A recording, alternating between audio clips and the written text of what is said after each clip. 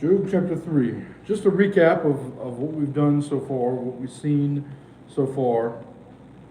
Last week, Job chapter 2, Satan makes the claim to God that uh, essentially Job is only faithful because of what he has. And so the contention is made that Job is faithful regardless of what he has or does not have. That's God's stance.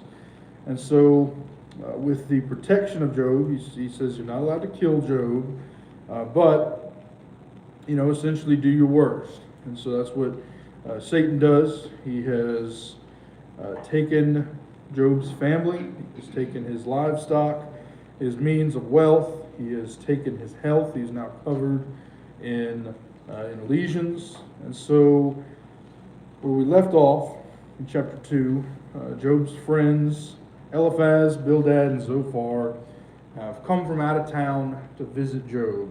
And they find him.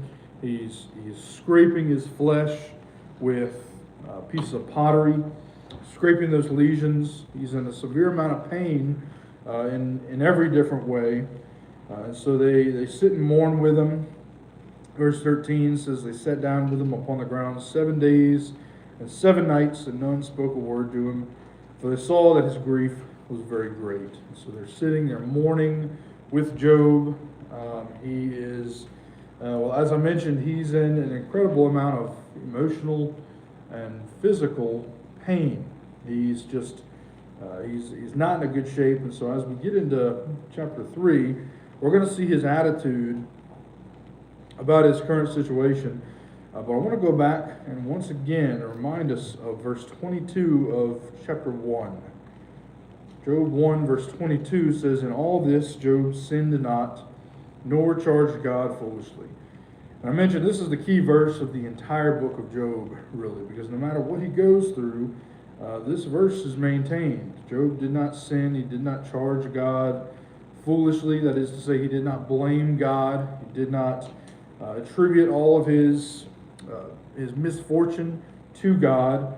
And so that's our underlying foundational principle of the book of Job. And so getting into chapter 3, after the morning, opened Job his mouth and cursed his day. And Job spoke and said, let the day perish wherein I was born, and the night in which it was said, there is a man-child conceived. So he curses the very day he was born. He regrets life at this point. His idea, his mindset, as we'll see, is that essentially I'm nothing but, or my life is nothing but suffering now. It would have been better for my family to spare them of this tragedy if I had never been born in the first place. So at this point he's lost everything, including his health, and so he laments his very existence. Let that day be darkness, let not God regard it from above, neither let the light shine upon it. Let darkness and the shadow of death stain it. Let a cloud dwell upon it. Let the blackness of the day terrify it. As for that night, let darkness seize upon it. Let it not be joined unto the days of the year. Let it not come into the number of the months. He's cursing the very day of his birth. He's saying essentially, just wipe it off the calendar, as if it were never even there. That's how profoundly pained Job is. He curses the day itself. Let it be struck completely from the calendar. Lo, let that night be solitary, verse 7. Let no joyful voice come therein. Let them curse it that curse the day, who are ready to raise up their mourning.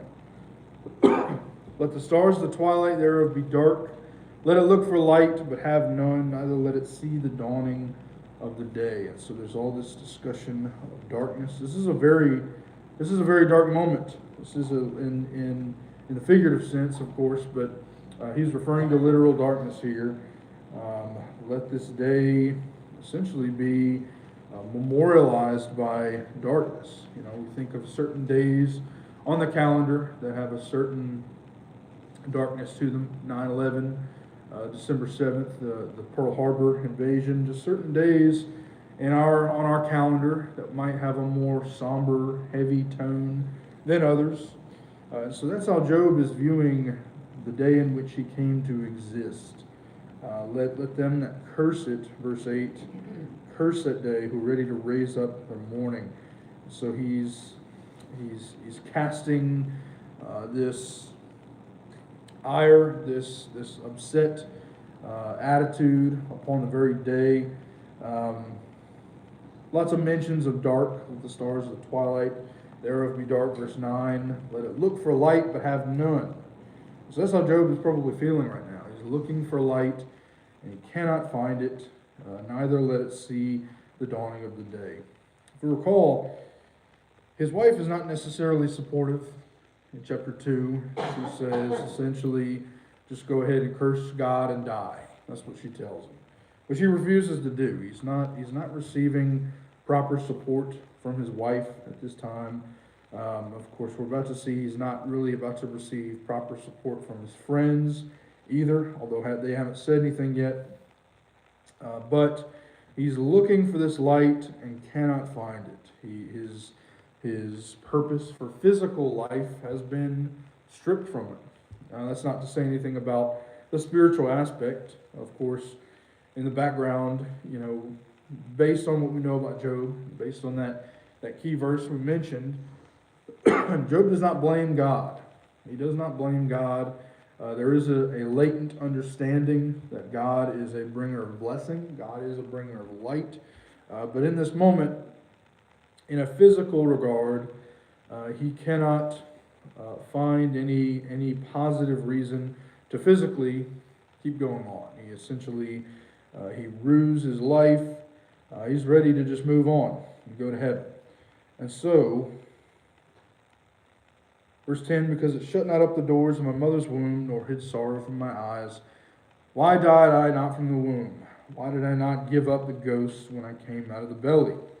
Why did the knees prevent me, or why the breast that I should suck? For now I should have lain still and have been quiet. I should have slept, then had I been at rest. He's saying, from the moment I was born, I should have died, or I should have been a stillbirth. This is very serious language. This is very serious, heavy language from Job. He's not suicidal. I wouldn't call him suicidal in the sense that he's not attempting to take his life at this point, but it's a matter of regret that he was even given life to begin with. And so once again, when we consider the suffering of Job, Job's not the only one suffering. His wife is also suffering. She's lost everything as well. She has to see her husband like this. His children, obviously, are they are dead at this point. But it was of course, undeserved death, as it were, in the sense that they were not being punished. Which, again, is another important point here, is that Job is not being punished.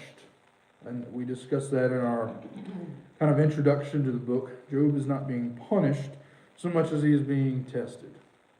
And his attitude is not one of a sinful nature necessarily. Now he does, he soon will, later in the book, have a moment in which God kind of reminds him, kind of gives him a dose of reality. Hey, you didn't instinctively turn to me. And so while he does not blame God, he's certainly not considering God in this very moment. And it's understandable. Job is human. Job is having a human response to this. He's focusing solely on the negative, as any human would, having just lost everything. But ultimately, he's regretting his very life. And so that's where we find really the entirety of this chapter. And so continuing, verse 17, there the wicked cease from troubling, and there the weary be at rest. There the prisoners rest together, they hear not the voice of the oppressor. The small and great are there, and the servant is free from his master. Wherefore is light given to him that is in misery, and life unto the bitter in soul, which long for death, but it comes not, and dig for it more than for hid treasures.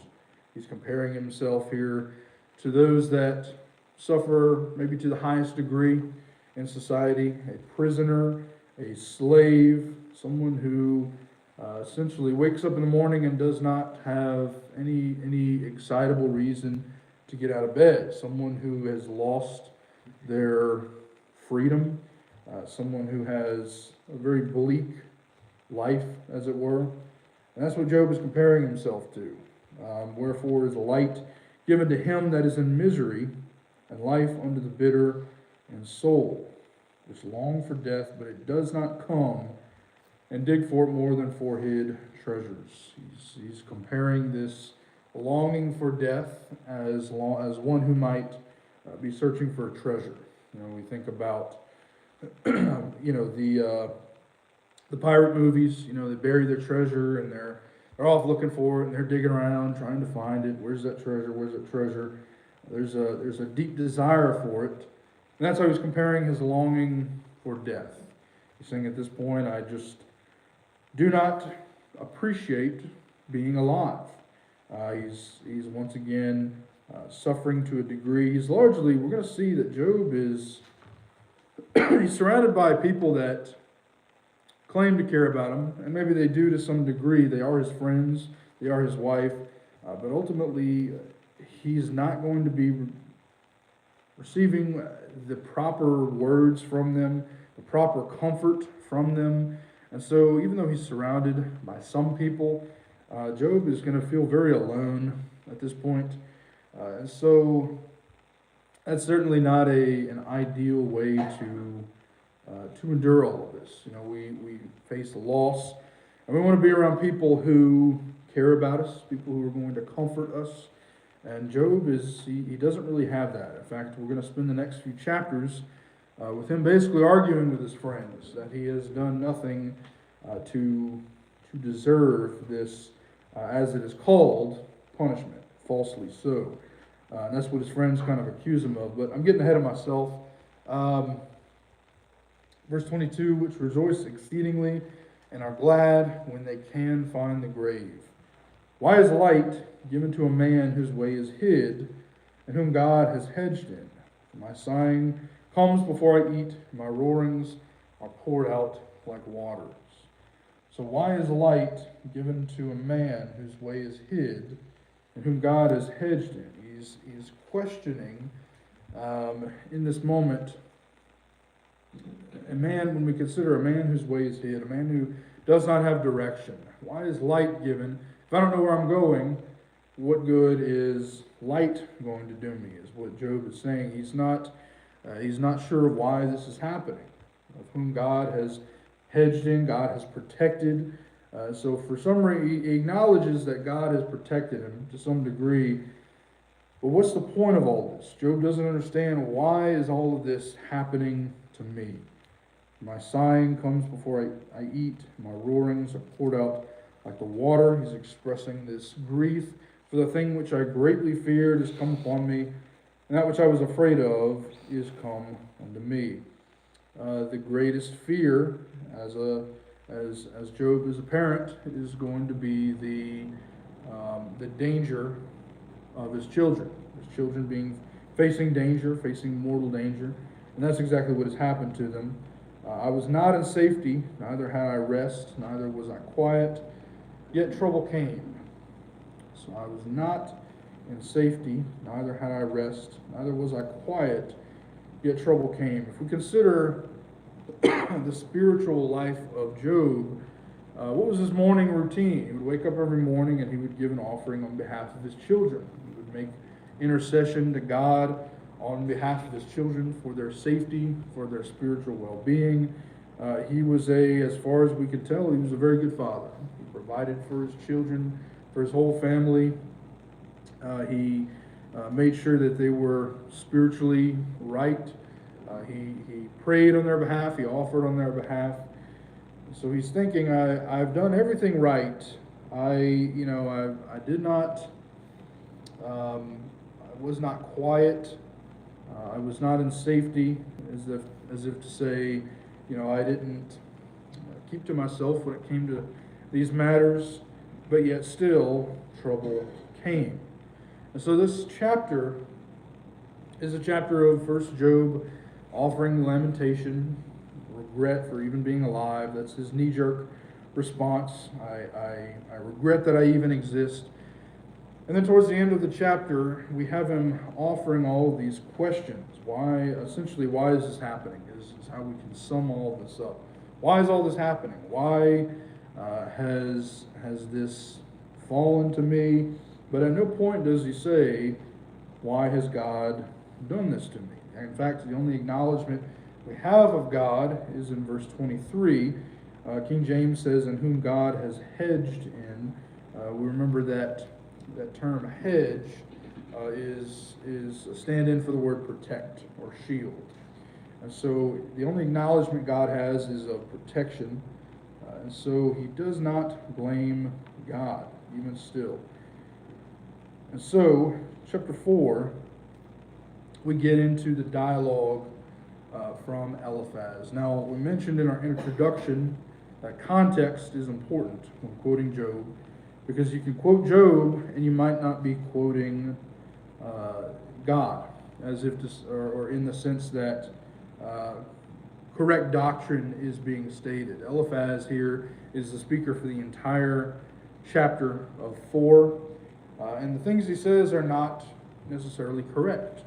So if somebody quotes Job 4, well, the Bible says this. The Bible says that this is Job's fault because this and this and this. Well, that person is quoting Eliphaz, who is not correct. Eliphaz will be argued with by Job. And so, getting into his argument, if we remember, end of chapter 2, they all come out of town, they're all with him. Job breaks silence with his spiel in chapter 3. So now we have chapter 4. Eliphaz is responding to chapter 3, to what Job has just said. Then Eliphaz the Temanite answered and said, if we essay to commune with you, will you be grieved? But who can withhold himself from speaking? So, Job, you have broken the silence. You have said all these words. Can you blame us for responding to them? Can we have a moment to respond to this?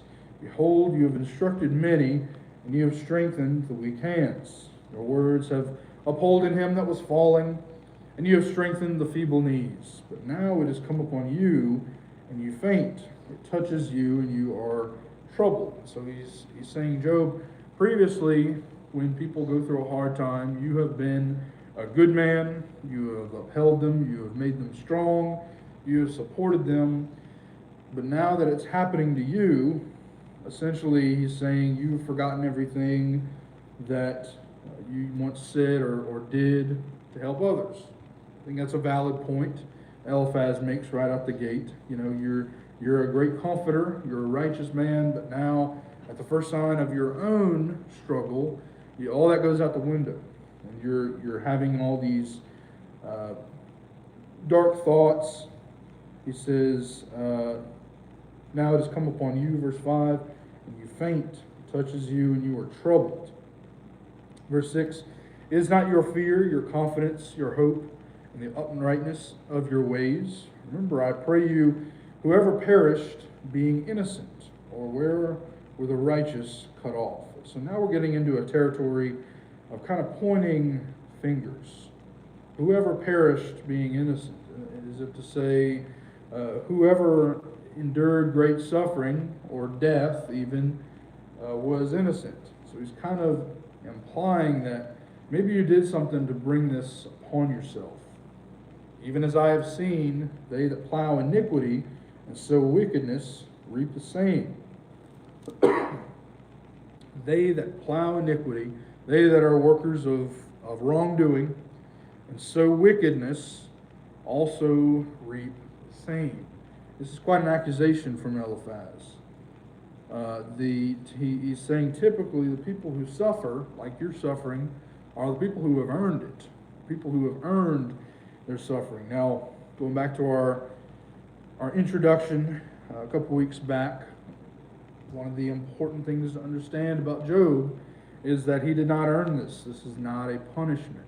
This is God proving to Satan the power of a strong faith.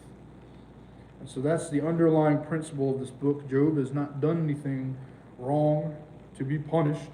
So that is to say, suffering on this earth, as we all will suffer, and to some degree that's part of life, as part of existence. It is not always necessarily earned. Sometimes it's simply a test of faith. Sometimes it's simply just an aspect of life. But suffering is not inherently earned. It's an important note. And Eliphaz is suggesting the opposite. Okay, people who suffer are people who have earned it for some reason. They've done something to receive the punishment from God. Even as I've seen, they that plow iniquity and sow wickedness reap the same. Verse 9, by the blast of God they perish, and by the breath of his nostrils are they consumed. And so he attributes it directly to God. The roaring of the lion, and the voice of the fierce lion, and the teeth of the young lions are broken. The old lion perishes for lack of prey, and the stout lion's whelps are scattered abroad. So essentially he's saying actions have consequence. If you're a fighter, if you're a fierce lion, you're going to be prone to violence, to attacking. Your teeth are going to be broken. Live by the sword, die by the sword. What you reap, you sow. That's what Eliphaz is saying. And so he's suggesting to Job, you've done something to warrant this. Now a thing was secretly brought to me, and my ear received a little thereof. In thoughts from the visions of the night, when deep sleep falls on men, fear came upon me, and trembling, which made all my bones to shake. And the spirit passed before my face, the hair of my flesh stood up.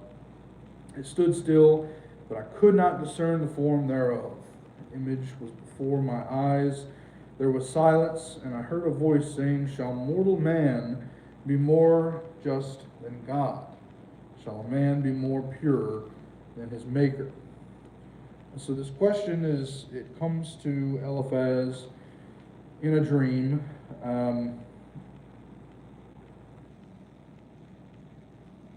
Scripture we don't necessarily have a guarantee that this was a divine vision, as we see as we're studying Daniel, that appeared to him from God. I would argue against that notion, as a matter of fact, because Eliphaz has such an incorrect message.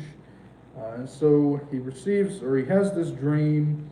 He is presented with this question in his mind, shall mortal man be more just than God? Shall a man be more pure than his maker? This is yet another reason that I would argue this is not from God, is because it's kind of an inherently blasphemous question. He's asking, can God be more righteous, or can man be more righteous than God at times? Another thing we discussed in the past is that a lot of people incorrectly attribute God as the villain of the story of Job, which is not true. God, in fact, provides relief and protection and blessings to Job all throughout this book, as we will see. That's not the actions of a villain. I would never call, of course, God a villain in any context anyway, but that's kind of what Eliphaz is suggesting. He's kind of saying on the flip side, is God just? Is God righteous in doing all this to you? Now, of course, it is true that God is a just God. He is a God of justice. But once again, that's not to say that all suffering, all hardship that we face in life is receiving justice. Once again, suffering is just simply part of the human experience. And you can look at that from a spiritual aspect. You can look at that from an objective, secular aspect. Nobody would disagree that difficulty is just inherent to being alive. We're all going to face hardship in life. We're all going to face suffering, heartache. It is simply a part of existence. But that's not to say that God is inflicting punishment. So Eliphaz is completely out of line here. He's pointing fingers at Job and then God. He's not doing anything to comfort Job at this time. Once again, they've been sitting in silence for a week before these dialogues occur. So if I'm Job, I'm going to be thinking, that's the first thing out of your mouth is accusing me of all this. You can't at least say, I'm sorry for your loss. We'll help you rebuild. Let's go to God in prayer. So we kind of get a picture of Eliphaz's faith, his spirituality. It's obviously not as sound as Job's. He obviously has a much more flippant approach to God, and so he's not being the comfort that Job needs at this time. Continuing in verse 18. Behold, he put no trust in his servants, and his angels he charged with folly. How much less in them that dwell in houses of clay, whose foundation is in the dust, which are crushed before the moth. So he's saying God has no trust in his servants. He's painting him kind of as a tyrannical figure. We're all small little humans as compared to him. How can a God, an all-powerful God, truly sympathize with his creation? Is kind of a line of criticism that one might bring from Eliphaz's words. They are destroyed from morning to evening. They perish forever without any regarding it. Does not their excellency which is in them go away? They die even without wisdom. So Eliphaz is taking the humanist approach to things. He's very on the side of, or at least he's trying to be, I think, on the side of Job to a certain degree, as if to offer comfort by blaming God. Of course, Job is not, being a righteous man, is not going to appreciate that. But he's completely out of line here. He does not correctly ascribe the situation at any point. And so, let's see, that was our last verse. He says they are destroyed from morning to evening. They perish forever without any regarding it. Regarding, he's referring to the subjects of God. That would be us. Does not their excellency which is in them go away? Does that make human life any less valuable just because they are so small in the eyes of God? Once again, he's mischaracterizing God. God is not a tyrant. God is not a dictator. If we look at the overall scheme of Scripture and the way in which people use Job, people including Eliphaz really use Job to mischaracterize God. God is often painted as some kind of tyrant, dictator. I know those are the words I'm using a lot. That's typically the words that they use, the critics would use. He just rules with an iron fist. We're just, little, bugs that he might observe with curiosity, and he does not intervene to help, and all of these things in which people incorrectly draw conclusions from, and we consider the actions of God weighed against that. What did God do for humanity? Well, he first of all, he created the world for humanity. He created this earth. It was his very first act. He had in mind a mode of salvation for humanity from the very beginning. He sent prophets. He sent all of these preachers. He had all of these deals with the Israelites, giving them chance after chance after chance. And while they were punished, it is important to note that God does punish. It's not to say all suffering is not deserved. We look at the Old Testament as a whole. Israelites earned all of their punishment that they did receive, such as their years in captivity in various places. And then what happens next? He sends his Son to earth. He sends Christ to earth, ultimately to do his work, and then do what? Die. He sends his only Son to earth to die for the salvation of humanity. All that was done for the express purpose of giving humanity eternal life. So when we look at, or when people rather look at God as a tyrannical figure, he just lords over us, and if we disobey him, we spend an eternity suffering. What kind of loving God would do that? What kind of loving God would cause his creation to suffer so much to condemn them to hell if they don't obey him? Well, the answer to that is God doesn't, quote unquote, send anybody anywhere. We completely, now in the New Testament era, we make the decision entirely on our own. We make the decision entirely on our own. God doesn't send us anywhere. He simply acts as the judge for how we've conducted ourselves righteously or unrighteously. And so it's interesting to read the words of Eliphaz and see that they haven't really gone away even today in the modern era. People look at suffering and they say, why has God done this? Why did God take this person from me? Or why did God deny me this? Why has God done this to me? Rather than acknowledging, first and foremost, these are all the things God has done for me. They don't attribute suffering and things of that nature as satanic in nature because they don't. It's easy to view God as a scapegoat.